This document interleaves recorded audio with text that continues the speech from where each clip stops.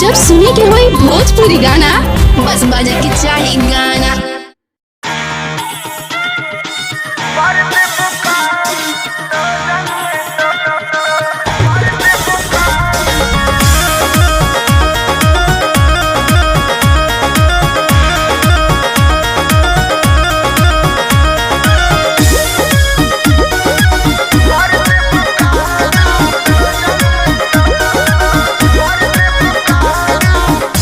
मोरा मोरा जी के झूठ न तार हो, धुआं देवे लगी जोराने तोर हमार हो। राजा बिना मोरा मोरा जी के झूठ न तार हो, धुआं देवे लगी जोराने तोर हमार हो। बिगड़त जोग मोर संभार देबू का काहे हो हाई लोटन परोजन में मार देबू का हाई लोटन परोजन में मार देबू का हाई लोटन परोजन में मार देबू का। कहाँ से गेस कइला हो?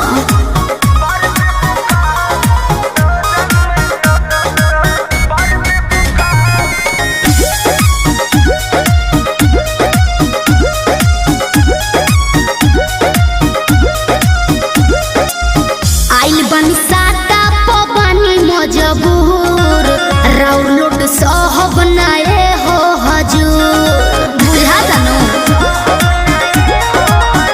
ना बहाना चली हो नाही खाना चली हो, काहे?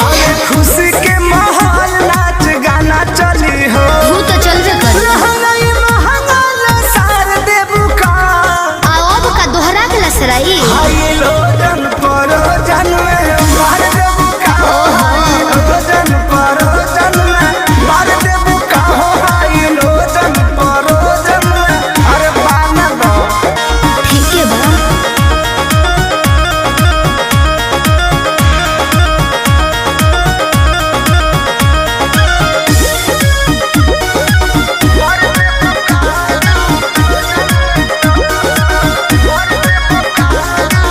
कृष्णा बेदर्दी पर मोद सुनला, सोटब न भोले का पार धुनला।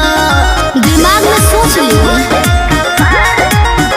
काहे भाव खटारू नहीं दाव खटारू, सुननी हो नया पवाड़ा पाव खटारू।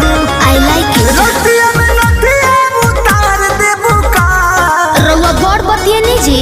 हाई लोटन परोजन में मार देबू का हाई लोटन परोजन जिया। में मार देबू का हाई लोटन परोजन में मार देबू का।